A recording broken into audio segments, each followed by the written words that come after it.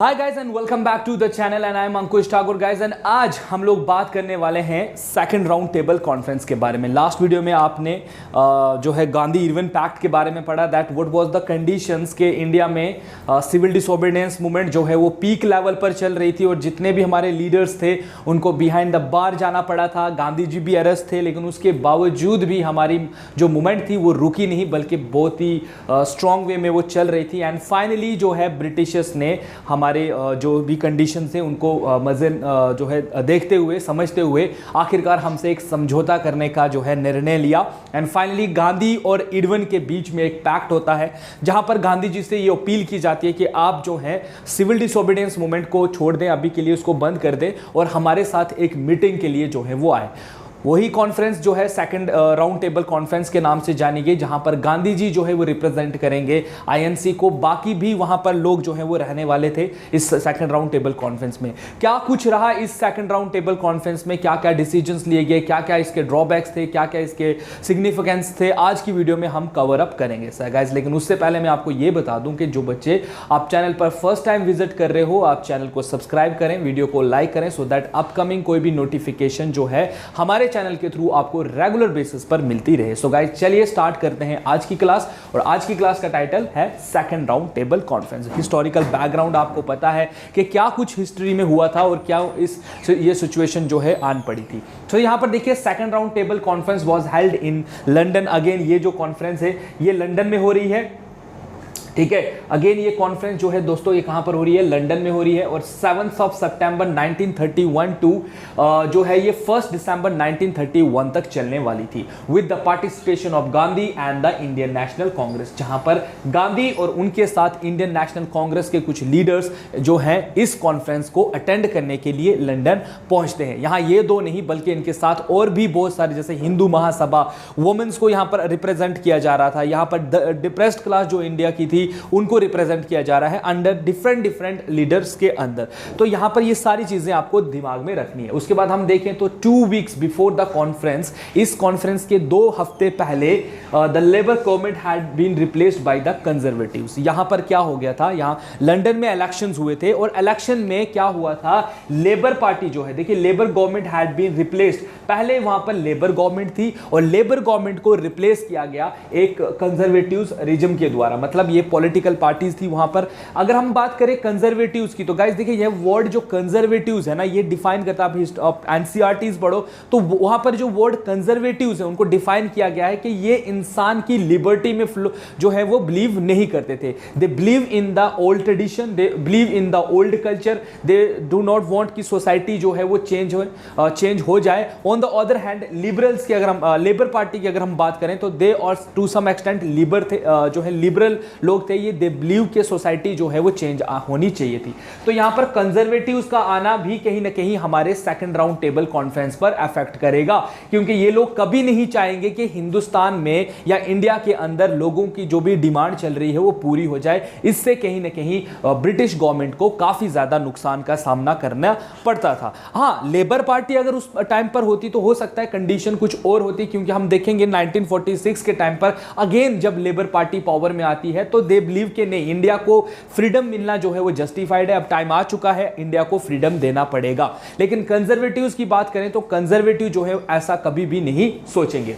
इसके साथ हम क्या देखते हैं कि गांधी इरविन पैक्ट में गांधी एग्री हो गए थे कि वो सिविल डिसोबीडियंस मूवमेंट को सस्पेंड कर देंगे और पार्टिसिपेट करेंगे नेक्स्ट राउंड टेबल कॉन्फ्रेंस में। तो ये सब हुआ जब तो गांधी जी पहुंच गए कहां पर, लंदन की तरफ रवाना होते हैं। किस लिए भाई, सेकंड राउंड टेबल कॉन्फ्रेंस को अटेंड करना है। अब सेकंड राउंड टेबल कॉन्फ्रेंस को जो मोस्ट इंपॉर्टेंट चीज इसमें आती है कि इसमें कौन कौन से लोग जो हैं वो पार्टिसिपेट कर रहे हैं, तो एक बार उन पर भी नजर डालते हैं। तो पार्टिसिपेटिंग पर्सनैलिटीज इनमें क्या क्या थी उन पर अगर हम ध्यान दें तो सबसे पहले हम बात करने वाले हैं ब्रिटिश रिप्रेजेंटेटिव्स की, कि ये जो है मोस्टली आप सिंपल वे में अगर ऐसा जानो कि ये क्या है, ये है ब्रिटिशर्स एक तरफ रहेंगे और दूसरी तरफ रहेंगे इंडियंस, ठीक है। इंडियंस। अब इंडियंस जो हैं, इंडियंस को अलग अलग लोग जो हैं यहाँ पर इंडिया से गए हुए हैं। तो ब्रिटिश साइड से कौन थे? तो ब्रिटिश साइड से आप देख सकते हो ब्रिटिश रिप्रेजेंटेटिव्स थे जो बिलोंग करते थे अलग अलग पॉलिटिकल पार्टीज को, along with the British prime minister उस पर में थे जेम्स रैमसे मैकडोनाल्ड। ठीक है, तो ये भी पूछा जाता है, देखा आपको कि सेकंड राउंड टेबल कॉन्फ्रेंस जो है वो जब हुई थी तो उस टाइम पर ब्रिटिश प्राइम मिनिस्टर कौन थे, तो ये आपने याद रखना है गाइस। उसके बाद हम देखते हैं इंडिया से अगर हम देखें तो हमारे प्रिंसेस थे, महाराजास थे और कुछ दीवान थे of the various princely states. अब आपको ये चीज मैं आपको बता दूं कि जब हम लोग ब्रिटिश रूल के अंडर रूल हो रहे थे, जब हम लोग ब्रिटिश इंडिया नहीं कहूंगा मैं, ब्रिटिश राज कहूंगा, ठीक है। तो ब्रिटिश राज जो है, ब्रिटिश राज कब शुरू होता है? 1858 में जब एक्ट पास किया गया था, इसमें ईस्ट इंडिया कंपनी को एंड करके ब्रिटिश राज को इंडिया में शुरू किया गया था। इस ब्रिटिश राज में हम इंडियंस दो तरीके से रूल होते थे, एक होता था प्रोविंस का एरिया, ठीक है, प्रोविनेंसेस होते थे, और दूसरा एरिया होता था प्रिंसली स्टेट्स, ठीक है, प्रिंसली स्टेट्स। अब यहां पर देखो प्रोविनेंस वो एरिया होता था जहां ब्रिटिश, जो डायरेक्ट ब्रिटिश कंट्रोल में था। तो ये कौन सा एरिया है? ब्रिटिश एरिया है, ये ब्रिटिश कंट्रोलिंग ये एरिया है, ब्रिटिश कंट्रोलिंग एरिया है। And these are princely states, ठीक है, ये इनके बारे में मुझे बताने की जरूरत नहीं है। इन पर कोई राजा, प्रिंस, नवाब, दीवान, फलाना ढिमका जो है वो रूल किया करता था। तो इस तरीके से इंडिया जो है वो दो हिस्सों में डिवाइड था। इसीलिए यहां पर जो है ये लोग भी पहुंच चुके थे कि इनको भी जानना था कि भाई साहब क्या हो रहा है, ये सेकंड राउंड टेबल कॉन्फ्रेंस में क्या कुछ चल रहा है। सो देखिए, some of the Maharaj and the princes names that participating in the second round table conference are Maharaja of Indore, Maharaja of Rewa, Maharaja of Baroda, Nawab of Bhopal, Maharaja of Bikaner, Maharaja of Patiala, Sikh sir Mohammedan Akbar Hydari of Hyderabad, Mirza Ismail of Mysore and many more. ये सारे के सारे लोग जो हैं वो लोग थे जो क्या थे उस टाइम पर प्रिंस थे, या आप यूं कह दो कि किंग टाइप ऑफ, ठीक है, महाराजा कहा जाता था, क्योंकि ब्रिटिशर्स ने अपनी पॉलिसीज के अंदर सिंपली, जैसे मुगल्स के साथ हम देखें तो उन्होंने कहा था कि आज के बाद कोई एम्परर नहीं रहेगा बल्कि आप प्रिंसेस के नाम से जाने जाओगे, ठीक है, कोई महाराजा वहाराजा यहाँ पर नहीं होगा, कोई एम्परर यहाँ पर नहीं होगा।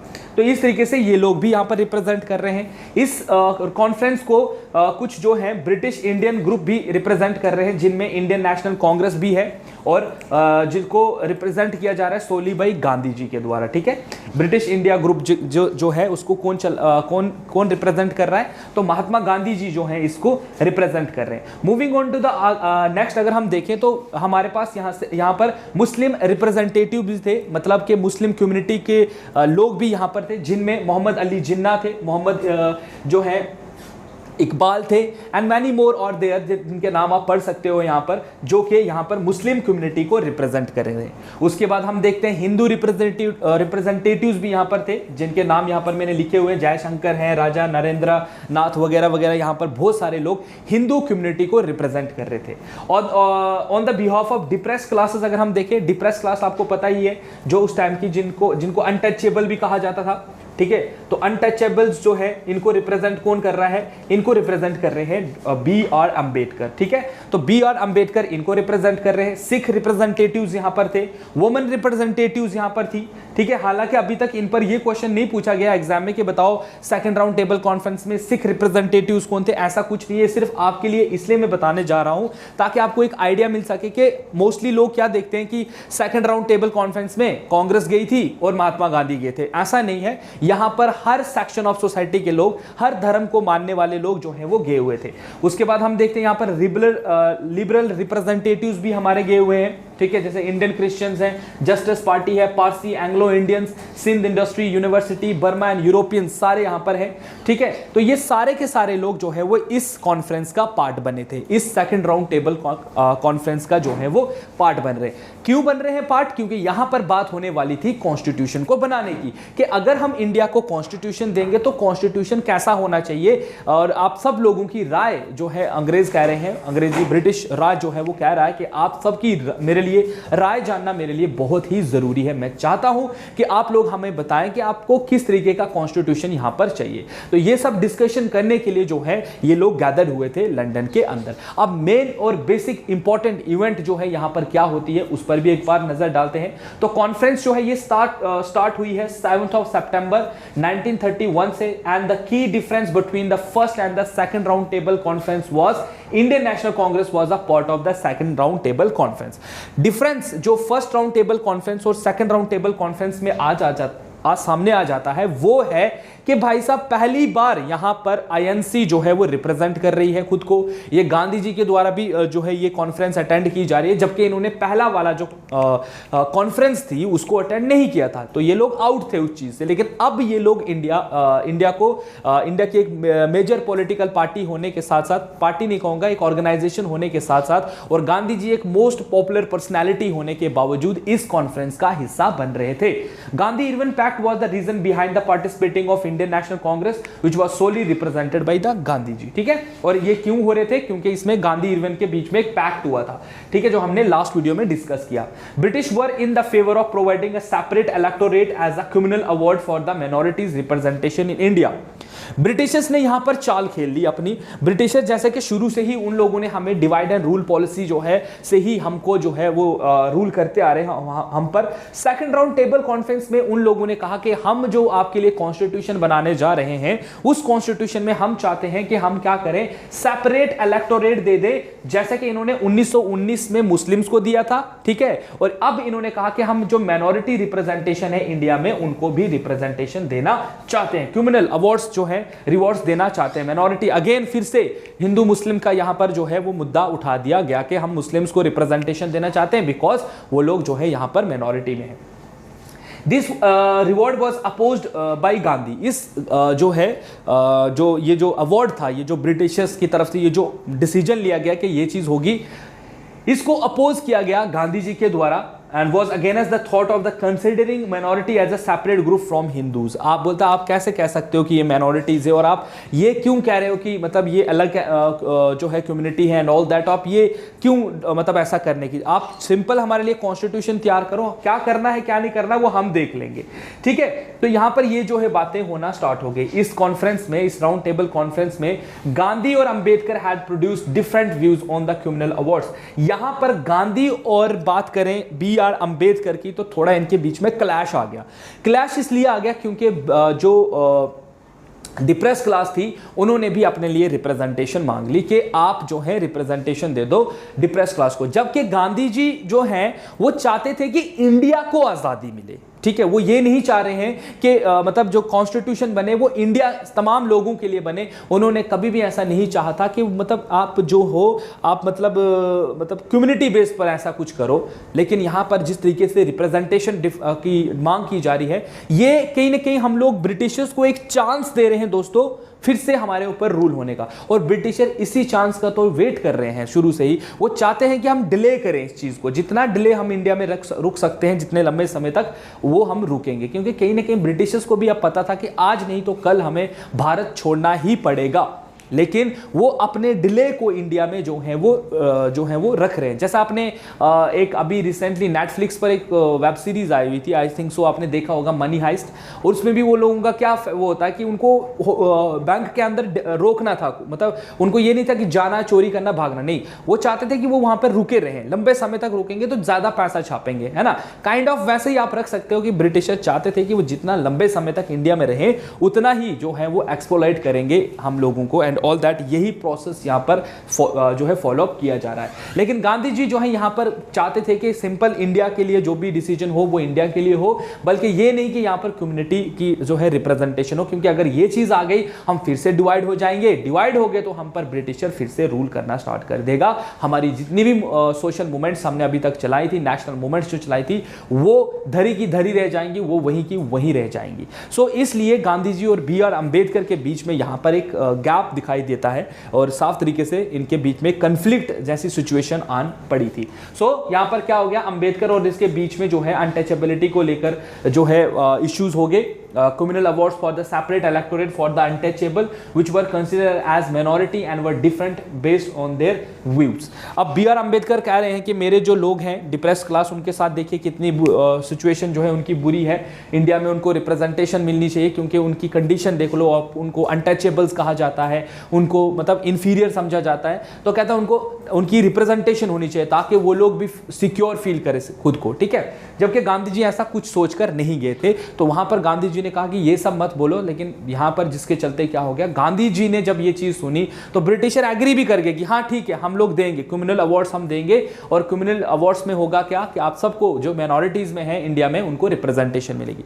गांधी जी ने इसका विरोध करते हुए वहां से पुल आउट किया इस सेकंड राउंड टेबल कॉन्फ्रेंस से, एंड ही डिसाइड कि वो इंडिया जाकर रिज्यूम कर देंगे सिविल डिसोबीडियंस मूवमेंट। लेकिन इससे पहले कि गांधी जी इंडिया पहुंचते, इनको पोर्ट पर ही पकड़ा गया। उस टाइम पर जो है जैसे ये जहाज से उतरे उनको वहीं पर पकड़कर जो है जेल में बंद कर दिया गया और ब्रिटिशर्स के द्वारा क्रिमिनल अवार्ड्स जो हैं वो आ गए थे। सो देखिए आउटकम्स क्या आया इस राउंड टेबल कॉन्फ्रेंस का। इसका आया कि they was consider a failure as had been many disagreements and conflict among the participant of the conference. जो पार्टिसिपेंट थे यहाँ पर जैसे depress class, B R Ambedkar और गांधी जी दोनों ही जो हैं ये क्या थे दोस्तों, दोनों ही जो है ये दोनों ही लोग क्या है, ये दोनों ही लोग पार्टिसिपेंट हैं, और दोनों ही लोग पार्टिसिपेंट्स जो हैं वो आपस में इनके क्या क्लैश आ गया, ठीक है। क्लैश आना क्या है कि डिमांड हो गई यहाँ पर अलग अलग लेकर, कम्युनिटी को लेकर, एंड ऑल दैट, इसका रिजल्ट नहीं निकला। Indian National Congress was assumed to be speaking on the behalf of the whole country, और आईएनसी खुद को यहाँ पर रिप्रेजेंट कर रही है पूरे नेशन के लिए, पूरे इंडियन के लिए बात कर रही है। Other participant and leaders of the various parties oppose the claim of the Indian National Congress. हर कोई जो है इंडियन नेशनल कांग्रेस को कह रहा है कि आप गलत सोच रहे हो, यहाँ पर जो ये चीज बोल रहे हैं, ये जब रिप्रेजेंटेशन देने की बात करें तो आप रिप्रेजेंटेशन ले लो ना, लेकिन वो कह रहे हैं नहीं भाई ये मत करो, ये लेना ही नहीं, हमें अपने देश को आजाद करवाना है, वी वॉन्ट पूर्ण स्वराज, है ना। तो ये रिप्रेजेंटेशन लोगे तो कहता फिर हम बट जाएंगे, बट गए तो हमारी मूवमेंट सब खत्म हो जाएगी, सब कुछ खत्म हो जाएगा। तो यही जो इस वजह से जो है इस कॉन्फ्रेंस का कोई भी डिसीजन निकल कर नहीं आया। अब यहां पर मैंने आपसे एक वर्ड यूज किया क्रिमिनल अवार्ड्स, तो क्रिमिनल अवार्ड्स जो है ब्रिटिशर्स ने अनाउंस कर दिया। ये अनाउंस किया गया था किसके द्वारा, रैमसे मैकडोनाल्ड जो उस टाइम प्राइम मिनिस्टर थे, ब्रिटिश प्राइम मिनिस्टर थे। और ऐसा इन्होंने क्यों किया, देखो अब गांधी जी जब इस कॉन्फ्रेंस से उठकर बाहर आ गए एंड गांधी जी ने कहा कि मैं इंडिया जाकर सिविल डिसोबीडियंस मूवमेंट को रिज्यूम करूंगा, मैं उस मूवमेंट को वहां पर फिर से स्टार्ट कर दूंगा, लेकिन इनके अरेस्ट के वहां से ऑर्डर्स हुए, और जैसे ही गांधी जी इंडिया पहुंचे और उनको जो है वहीं पर धर लिया गया और उनको जेल में बंद कर दिया गया।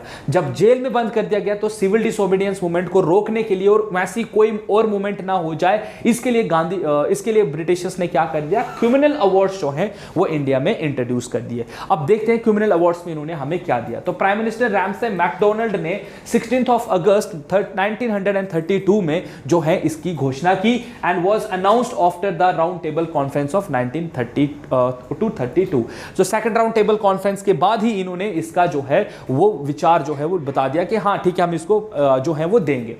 This was the brain unilaterally attempt to resolve the various conflicts among the Indians criminal interest। यहाँ पर जो है बेसिकली इस क्रिमिनल अवार्ड्स को इसलिए लाया गया था, ब्रिटिशर्स ने इसको इसलिए भेजा था ताकि इंडियंस कम्युनिटी जो आपस में लड़ रही है, जैसे यहाँ पर रिप्रेजेंटेटिव्स ने अपने आप को रिप्रेजेंट किया, तो इनके बीच का जो गल्फ है वो मतलब जो भी इनके आपस में जो भी इश्यूज हैं वो रिजॉल्व हो जाए, इसके लिए जो है हम लोग इसको क्रिमिनल अवार्ड्स को दे रहे हैं। Criminal award based on the finding of the Indian franchise committee also called Lothian committee, इसको उसके लिए बनाई दी गई थी। Established a separate electorate and reserve seat for minorities. अब इसमें क्या कहा गया कि आप लोग जो है जाएं, इस कमेटी का काम क्या था, इस कमेटी का काम था कि जब यहां पर क्या होगा, जब कॉन्स्टिट्यूशन बनाया जाएगा, इलेक्शंस जब होंगे, उस इलेक्शन में जो प्रोविनेंस के बेस पर मैं बात कर रहा हूं या सेंटर लेवल के लिए जो इलेक्शंस होंगे उसमें सीट्स को रिजर्व रखा जाएगा। जैसे आज भी आप देखते हो जब भी आपके सेंटर लेवल के लिए एग्जाम होता है, स्टेट लेवल के लिए एग्जाम होता है, या आपके लोकल सेल्फ गवर्नमेंट के लिए जब कोई जो है इलेक्शंस होते हैं, तो इन सब जगहों पर आप देखते हो कि यहां पर क्या है, सीट्स को रिजर्व रखा जाता है। चाहे सेंटर इलेक्शन की बात हो, स्टेट लेवल इलेक्शन की बात हो, या हम लोग जो लोकल गवर्नमेंट जो हमारी जैसे पंचायत राज है या म्युनिसिपैलिटी है, वहां पर आज भी सीट्स को रिजर्व रखा जाता है, कभी वुमेन्स के लिए, कभी जो है दूसरे लोगों के लिए। तो वैसे ही इन लोगों ने अब इस लोथियन कमेटी ने क्या करना था, सीट्स को रिजर्व करने का काम करना था। इन्होंने देखना था कि कहां की पॉपुलेशन क्या है, उस पॉपुलेशन के कंपैरिजन में इन्होंने सीट्स को जो है वो रिजर्व करना था। इंक्लूडिंग इसमें डिप्रेस क्लास थी विच ग्रांटेड 78 रिजर्व सीट इनको मिलनी थी, 78 रिजर्व सीट्स इनको मिलनी थी। ठीक है, अब मेन प्रोविजंस पर अगर हम चले जाएं कि इसमें क्या क्या था क्रिमिनल अवार्ड को अगर हम खोल के देखें इस पूरी फाइल को, तो इसमें देखिए कुछ बातें हैं जो आपको पता होनी चाहिए।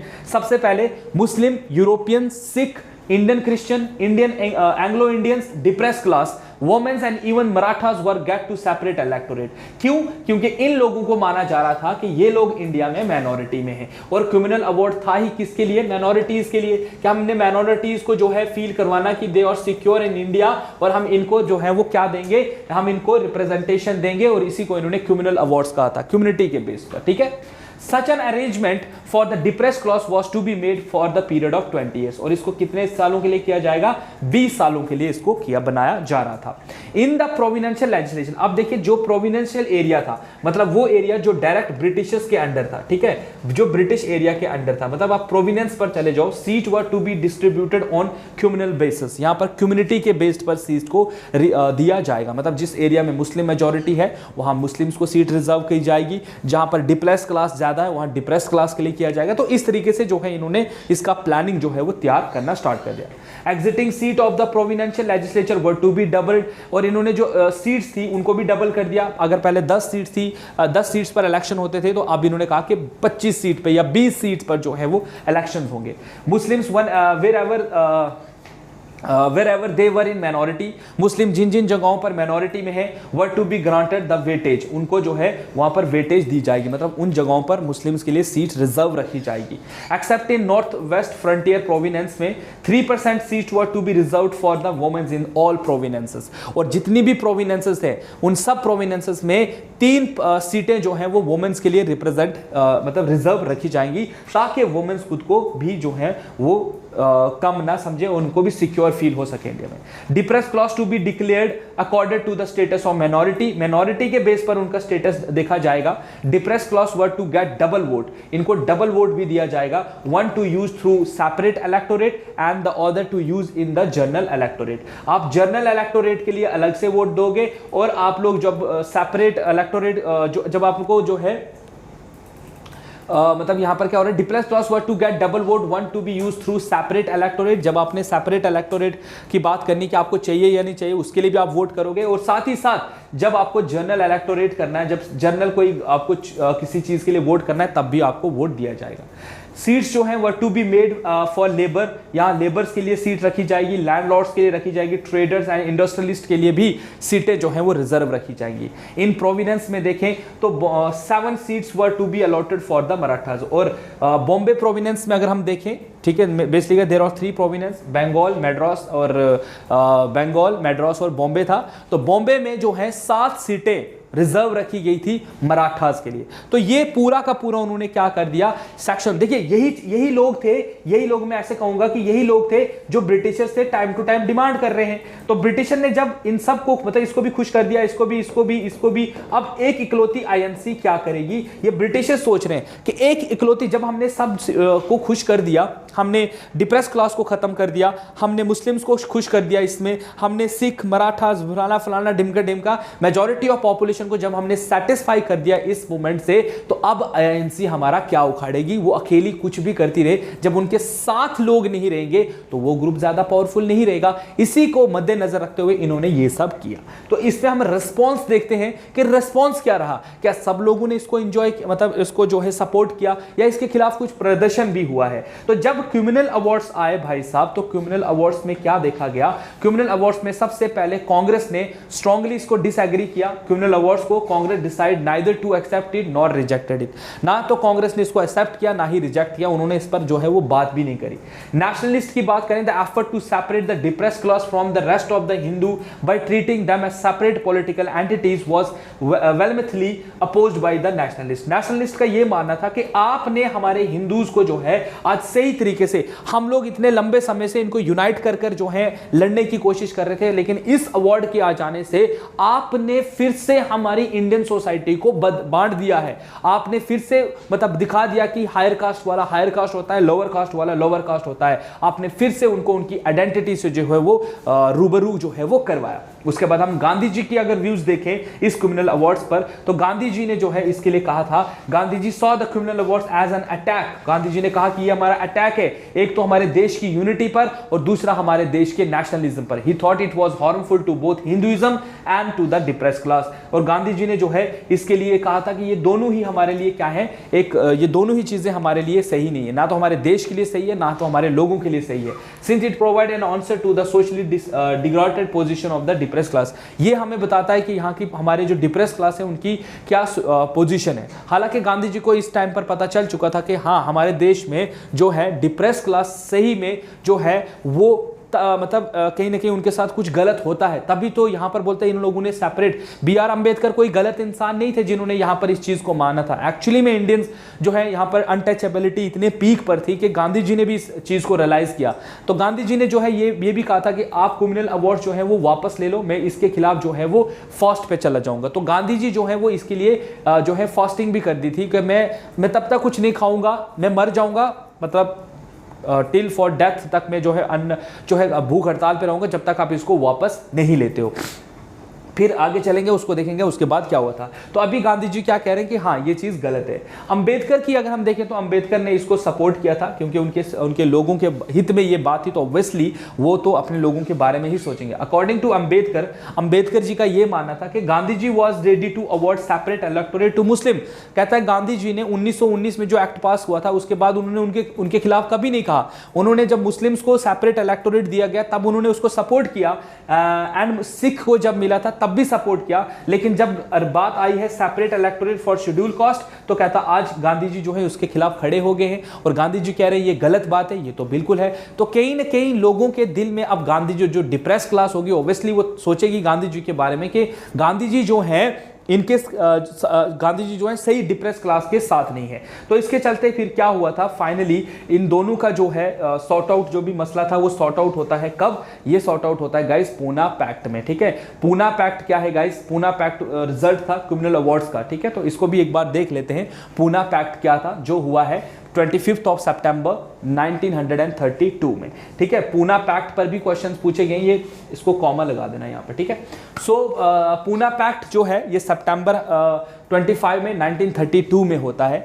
और इसमें क्या हो रहा है, इसमें जो है इसको कहा जाता है कि यहाँ पर गांधी और जो बी आर अंबेडकर के बीच में एक कन्फ्लिक्ट जो क्रिएट हुआ था उसको रिजॉल्व करने के लिए यहाँ पर इस पैक्ट को किया गया था। एक्चुअली में गांधी जी जब है फास्टिंग पे चले गए थे कि नहीं मुझे ये चीज़ पसंद नहीं आ रही, ब्रिटिशर्स को बोलो इसको बैक ऑफ कर दे। तो फिर तमाम लीडर्स के बोलने पर बी आर अंबेडकर ने जो है वो गांधी जी से मुलाकात की और फिर यहाँ पर गांधी जी ने जो है अपना फास्ट वगैरह जो है वो खत्म किया था। तो इसके लिए फिर Poona pact, basically Poona pact जो है ये किया गया है जो गल्फ क्रिएट हुआ था गांधी और बी आर अंबेडकर के बीच में, उसको खत्म करने के लिए। तो देखिए, the pact signed at Poona resulted from the criminal awards of August, जो 4 अगस्त 1932 को जो अवार्ड आया था, a proposal by the British government which would allot seat in the various legislature for the Indian to the different communities in effort to resolve the various tension between criminal interest. It was signed by Ambedkar, एक तरफ अंबेडकर थे on the behalf of the depressed class and the Madan Mohan Malviya on the behalf of Hindus and Gandhi की तरफ से मदन मोहन मालवीय जो है इसको sign कर रहे हैं। As the act is meant to end the first that Gandhi was undertaker in that jail। और यहाँ पर जो गांधी जी ने जेल में इसके खिलाफ प्रदर्शन किया था, इसके खिलाफ जो प्रोटेस्ट किया था उसको खत्म करने के लिए जो है, क्योंकि गांधी जी जेल में हैं तो वो मिल नहीं सकते अंबेडकर के साथ, तो गांधी जी ने मदन मोहन मालवीय को भेजा था कि आप जाएं उनसे मिलें और इसको खत्म करें। और इसके बाद जो है यहाँ पर खत्म इस पैक्ट को साइन होने के बाद गांधी जी ने जो है वो अपना जो अनशन था, जो अपनी भूख हड़ताल थी, उसको एंड किया था। अब गाइस इस पर भी नजर डालते हैं कि इस पैक्ट में फिर जब इन दोनों ने अगर ये पैक्ट साइन किया है तो इसमें इन्होंने क्या डिसीजन जो है वो लिए। डिसीजन लिए गए, there shall be electorate seat reserve for depress class out of the general electorate. इसमें यह बात की गई कि यहां पर जो है क्या किया जाएगा, डिप्रेस क्लास के लिए जनरल इलेक्शन में सीट्स रिजर्व रखी जाएंगी। ठीक है, और इन दिस आइडिया में the idea separate electorate for the depress class has been abandon. और कहा कि आप सबसे पहले तो सेपरेट इलेक्टोरेट का जो कंसेप्ट है इसको अबेंडन कर दो, बट लेकिन सीट्स जो हैं वो रिजर्व रखी जाएंगी प्रोविडेंशियल लेजिस्लेचर में। कहता है सेंटर लेवल पर जब हम बात कर रहे हैं तो वहां पर ये सब मत रखो, कोई सीट वगैरह मत रिजर्व रखो, लेकिन हाँ आप प्रोविनेंस पर, स्टेट लेवल पर जो गवर्नमेंट बनाओगे वहां पर आप जो है रिप्रेजेंटेशन दे देना डिप्रेस क्लास को, ठीक है। वेयर इंक्रीज, और वहां पर उन्होंने कहा कि पहले 71 थे, अब 148 सीट्स दी जाएंगी किसको, प्रोविनेंस पर डिप्रेस क्लास को। 18% seats were to be reserve for depress class in the imperial legislature, imperial legislature में भी 18% सीट्स जो है वो रिजर्व रखी जाएंगी। In every province out of educational grant, हर एक प्रोविनेंस में एजुकेशनल ग्रांट दी जाएगी, पैसा दिया जाएगा पढ़ाई के लिए। And advocate sum shall be earmarked for providing educational facilities to the members of the depress class. कहता है कि स्पेशल फंड बनाया जाएगा, और वो फंड जो है डिप्रेस क्लास, जैसे आप स्कॉलरशिप, आज भी बहुत सारे ऐसे बच्चों को जो है स्कॉलरशिप मिलती है, किस लिए कि वो अपने आप को अपलिफ्ट करें, अपनी बेटरमेंट के लिए, अपनी अच्छी एजुकेशन के लिए, अपने बेटर हेल्थ के लिए उनको स्कॉलरशिप दी जाती है। तो ऐसा ही जो प्रपोजल है इन्होंने रखा था कि हम आपको जो है फंडिंग भी करेंगे, पैसा भी देंगे आपको, स्पेशल उसके लिए बजट बनेगा जिससे आप लोग अपने आप को ठीक कर सकते हो, ठीक है। Thus the Poona pact agreed upon a joint electorate for upper and lower caste. तो इसलिए ये पूना पैक्ट जो है इसको कहा जाता है कि एक जॉइंट इलेक्टोरेट था हायर कास्ट लोअर कास्ट के बीच में गैप खत्म करने के लिए, ठीक है। और इसको साइन किया है, एक तरफ थे BR अंबेडकर, दूसरी तरफ थे मदन मोहन मालवीय। याद रखिएगा गाइस इसको। अब हम देखते हैं कि इसका सिग्निफिकेंस क्या हुआ, इसके बाद असर क्या पड़ा इसका। तो देखिए गाइस, अगर हम बात करें कम्युनल अवार्ड्स की, तो उसके बाद गांधी जी समझ चुके थे कि हिंदुस्तान में अनटचेबिलिटी एक बहुत बड़ा कारण है जिसको जो कि आज नहीं तो कल हमारे देश को तोड़ सकता है। इस वीकनेस को खत्म करने के लिए, इस वीकनेस को कम करने के लिए, और ये जो है हमारे देश को कहीं कोई नुकसान ना पहुंचाए, इसके लिए गांधी जी ने बहुत कुछ किया। क्या कुछ किया है, ये एग्जाम के पॉइंट ऑफ व्यू से आपका स्टार्ट रहता है। देखिए गांधी जी ने हरिजन अपलिफ्टमेंट के लिए प्रिंसिपल कंसर्न क्या था गांधी जी का, इन्होंने सबसे पहले इसके लिए फॉर्म किया था ऑल इंडिया अनटचेबिलिटी लीग। पूछा जाता है पेपर में, who started all India untouchability league, तो ये स्टार्ट किया है गांधी जी ने इन सितंबर 1932। इट्स प्रेसिडेंट वाज, इसके पहले प्रेसिडेंट थे घनश्याम दास बिरला, जो हैं इसके क्या थे, इसके चेयरमैन थे, इसके प्रेसिडेंट थे। लेटर कॉल्ड हरिजन सेवक संघ, बाद में ये किस नाम से जाना जाने लगा, यही अनटचेबिलिटी जो लीग था, बाद में इसको हरिजन सेवक संघ के नाम से जाना जाने लगा। बेसिकली यहाँ पर गांधी जी क्या कर रहे थे, ये एक मूवमेंट थी जो अपलिफ्ट किए जाते थे, मतलब जो डिप्रेस क्लास थी उनको अपलिफ्ट करने के लिए। गांधी जी उन डिप्रेस क्लास के लोगों के साथ बैठते थे, उनके साथ खाना खाते थे। इवन दो गांधी जी जो है वो अपने टॉयलेट खुद साफ करने स्टार्ट हो गए कि ये इनका काम नहीं है, ये हर एक इंसान का काम है अपने आप अपने वातावरण को साफ रखना एंड ऑल दैट। तो Gandhi ji start doing the work जो अनटचेबल्स किया करते थे, ताकि सोसाइटी में लोग जो हैं इनको इंफीरियर न समझे, क्योंकि अनटचेबल्स को अनटचेबल इसलिए समझा जाता था क्योंकि ये काम वैसा करते थे, काइंड ऑफ जैसे इनके जो काम होते थे वो सोसाइटी के जैसे नालियां, मतलब झाड़ू मारना, नालियां साफ करना, काइंड ऑफ इनसे थोड़े मतलब अलग टाइप के काम करवाए जाते ऑन द दैट बेस। जैसे चमड़े निकालने, कहीं की जगहों पर ये चमड़ा निकालने का काम करते थे, तो इनके इस काम के बेस पर उनको जज किया जाता था। तो गांधी जी ने कहा कि देखिए ये लोग काम करते हैं तभी तो हम लोग जो हैं इतना ऐशो आराम कर सकते हैं, हम लोग इतना डिसीजन ले पा रहे हैं। तो कहा गांधी जी ने कहा कि ये लोग भी हमारे जैसे, and Gandhi ji use the word Harijan, ठीक है। गांधी जी ने यूज किया है इनके लिए वर्ड हरिजन, मींस दे और the child of God Vishnu, ठीक है। तो ये भी हमारे जैसे ही हैं। उसके बाद इसके जो हेडक्वार्टर थे किंग्सवे कैंप दिल्ली में इनके हेडक्वार्टर्स थे। इस पर क्वेश्चन पूछा गया है कि ऑल इंडिया अनटचेबिलिटी लीग के हेडक्वार्टर्स कहां पे थे, तो दिल्ली में थे। गांधी जी ऑल्सो स्टार्टेड ए वीकली हरिजन इन जनवरी 1933। 1933 में गांधी जी ने एक वीकली लिखना भी स्टार्ट किया था जिसका नाम था क्या नाम था उसका, इसका नाम था आपका हरिजन, जिसमें उन्होंने जो है हरिजन जो लोग हैं इनको अपलिफ्टमेंट करने की बात की थी। On 8th of May 1933 Gandhi ji decide to begin a 21-day fast for the purification of himself and his associate for the Harijan cause. और गांधी जी ने 21 दिन का फास्ट रखा था हरिजन के कॉज के लिए कि हमारे मतलब मैं और मेरे दोस्त, मतलब जितने मेरे एसोसिएट हैं उनकी तरफ से जो भी गलती आप लोगों के साथ हुई है हम उसके लिए 21 दिन का फास्ट रखेंगे, ताकि आप लोग मतलब अपनी प्यूरिफिकेशन के लिए, अपने सेल्फ सेटिस्फेक्शन के लिए ने ऐसे किया था।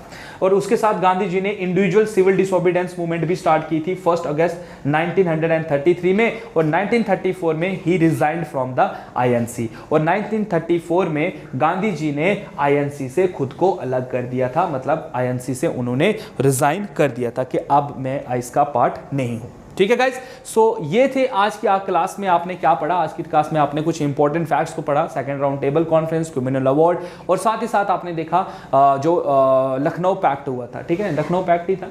पूना पैक्ट के बारे में आपने पढ़ा। सो ये थी आज की क्लास जिसमें हमने कुछ इंपॉर्टेंट चीज़ें डिस्कस की। आई होप सो कि आज की क्लास भी आपके लिए सही रही हो। आज भी आपने बहुत सारी इंपॉर्टेंट चीज़ें सीख ली हो।